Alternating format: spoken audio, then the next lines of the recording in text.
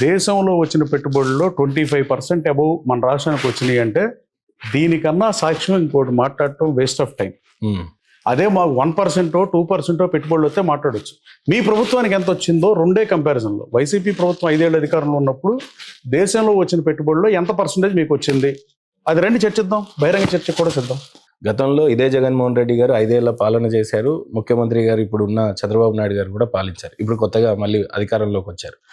ఇద్దరి బలబలాల గురించి మాట్లాడాలి, కంపేర్ చేయాలి. చంద్రబాబు నాయుడు గారి ప్లస్ మైనస్లు, జగన్మోహన్ రెడ్డి గారితో మాట్లాడాలంటే కంపారిజన్ ఆఫ్ ముఖ్యమంత్రి ఏ రకమైనటువంటి కంపారిజన్స్ ఇస్తారు? ఇలాంటి కంపారిజన్లు ఎక్కువసార్లు శాసనప్పుడు చేస్తుండే అడిగితే బెటర్. నేను ఫస్ట్ టైం ఎమ్మెల్యేను కాబట్టి, బట్ అయినా ట్రై చేస్తానికి ఆన్సర్. చంద్రబాబు నాయుడు గారు రాష్ట్ర ప్రయోజనాల కోసం పెట్టుబడులు తీసుకొచ్చి సంస్కరణలు ప్రవేశపెట్టి అడ్మినిస్ట్రేటర్గా మంచి పేరు సంపాదించుకున్న నాయకుడు. ప్రపంచవ్యాప్తంగా ఆయన అరెస్ట్ అయినప్పుడు ఒక రకంగా బాధాకరమైన అరెస్ట్, కానీ ఆయన అరెస్ట్ అయినప్పుడు ప్రజలు స్పందించిన తీరు కానీ దేశ విదేశాల్లో తెలుగులు బయటకు వచ్చి సంఘీభావం వ్యక్తం చేయడం అనేది ఆయన కళతో ఆయన చూసుకున్న ఏకైక నాయకుడు ఈ ప్రపంచంలో ఆయన ఒకడే.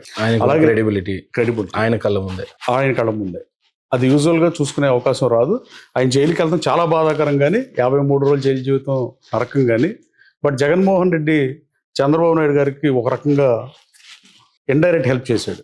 చంద్రబాబు నాయుడు గారు ఆయనే ఈ ప్రపంచంలో ఉన్న తెలుగు వాళ్ళందరూ నేను ఇంత చేసినందుకు నాకు కృతజ్ఞతగా నా మీద ఇంత కృతజ్ఞత ఆరాధనా భావం ఉందా అని చంద్రబాబు నాయుడు గారికి తెలిసి వచ్చింది మాత్రం బికాస్ ఆఫ్ జగన్మోహన్ రెడ్డి. అలాగే జగన్మోహన్ రెడ్డి గారికి ఆయనకి పోల్చినాం. జగన్మోహన్ రెడ్డి గారు చంద్రబాబు నాయుడు గారి కన్నా తక్కువ వయసులో ముఖ్యమంత్రి ఏం అవలా. చంద్రబాబు నాయుడు గారు తక్కువ వయసులో ముఖ్యమంత్రి అయ్యాడు 95లో.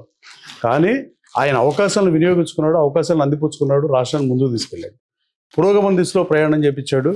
కానీ ఈయనకి 5 ఏళ్ళు అధికారం ఇస్తే, ఒక్క ఛాన్స్ అని అధికారం ఇస్తే ఆ ఒక్క ఛాన్స్కే సరిపెట్టుకుందాం అన్నట్టుగానే పరిపాలించాడు నేను భావిస్తున్నా. ఆయన అన్ని 3 రాజధానులు అసలు ఏది కాదని వైనాట్ 175 సిద్ధం ఏందండి అయ్యాను. వైనాట్ 175 అసలు రాజకీయాలు వైనాట్ 175 అన్నాడు సిద్ధమని దిగిపోయారు.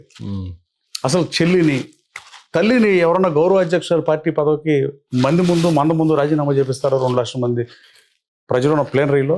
జగన్మోహన్ రెడ్డి చేసిన తప్పులేంది, ఆయన తప్పుల్ని ఆత్మావలోకనం చేసుకుని పెట్టే బెటర్. కాగ్ రిపోర్ట్లు చూడండి, ఏ ప్రభుత్వాన్నైనా కాగ్ రిపోర్ట్లో చిన్న అంశాల్లో ఇక్కడ తప్పు జరిగిందని లోపాలు ఎత్తి చూపిస్తుంది కంట్రోల్ ఆడిట్ జనరల్. కానీ వైఎస్ఆర్ కాంగ్రెస్ పార్టీ ప్రభుత్వం దారుణాలు చేసిందని కాగ్ రిపోర్ట్ ఉంది. కాగ్ రిపోర్ట్ ఇప్పుడు జగన్మోహన్ రెడ్డి గారు చదువుకుంటే బెటర్.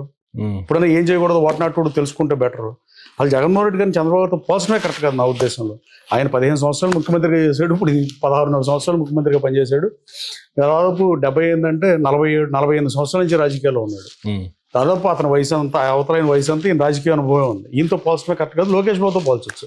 లోకేష్ బాబు 2024 అధికారంలోకి వచ్చిన తర్వాత ఒక మంత్రిగా తను పనిచేసిన తన శాఖ మీద కానీ 20 లక్షల ఉద్యోగ ఉపాధి అవకాశాలు కల్పన కానీ, పెట్టుబడులు తీసుకొస్తాం కానీ, గూగుల్ తీసుకొస్తాం కానీ, నెట్వర్క్ ఎస్టాబ్లిష్ చేయడం కానీ, ఆస్ట్రేలియా, కెనడా, US ఎక్కడైతే పరిశ్రమలు పెట్టగలిగిన ఔత్సాహిక పారిశ్రామికతను ఐడెంటిఫై చేయడం కానీ, రాష్ట్రానికి పెట్టుబడులు తేటంలో కానీ లోకేష్ ఫార్ బెటర్ ఉన్నాడు. No doubt about it. Lokesh Babu 100% Jaganmohan Reddy గారి గురించి గూగుల్ చేయండి, ఓన్లీ మీకు వచ్చేది DBT చేసాడు, డైరెక్ట్ బెనిఫిషరీ ట్రాన్స్ఫర్ చేశాడు, లేకపోతే నవరత్నాలు అమలు చేశాడు. ఇంకంతమంది మీ గూగుల్లో ఏం రాదు.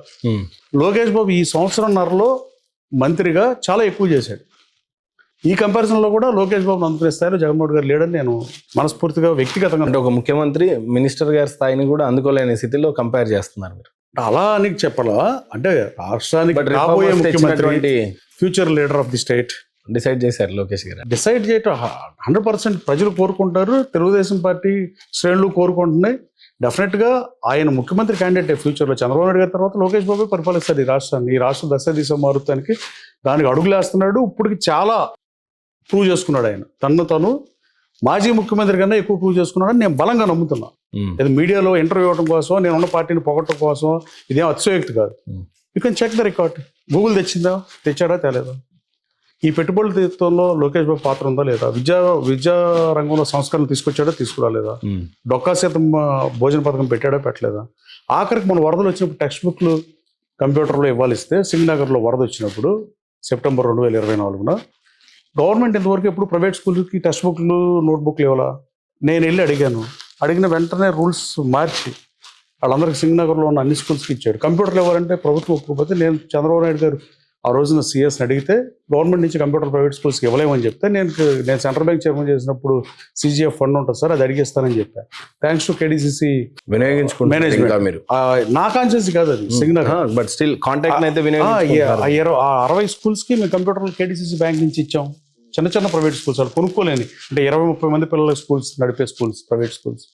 సో విద్యా వ్యవస్థలో మార్పులు తీసుకొస్తున్నాడు, పరిశ్రమలు తీసుకొస్తున్నాడు, 20 లక్షల ఉద్యోగ ఉపాధి ఒకసారి కల్పిస్తాను పనిచేస్తున్నాడు. అశోక్ లైలాండ్ని వాళ్ళతో వాళ్ళు వెనక్కి వెళ్ళిపోయారు నా కాన్స్టిట్యూన్సీలో, వాళ్ళతో ఒక మీటింగ్తో అశోక్ లైలాండ్ వెనక్కి తెచ్చి ఓపెన్ చేశాడు.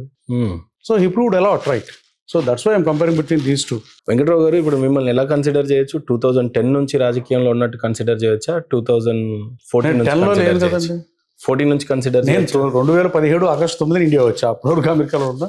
$14 లో అడిగారు, 18 లో వైఎస్ఆర్సీపీ నుంచి కంటెస్ట్ చేశారు. 19 ఎలక్షన్లో పోటీ చేశారు. సో 8 ఏళ్ళు అయింది రాజకీయాల్లో.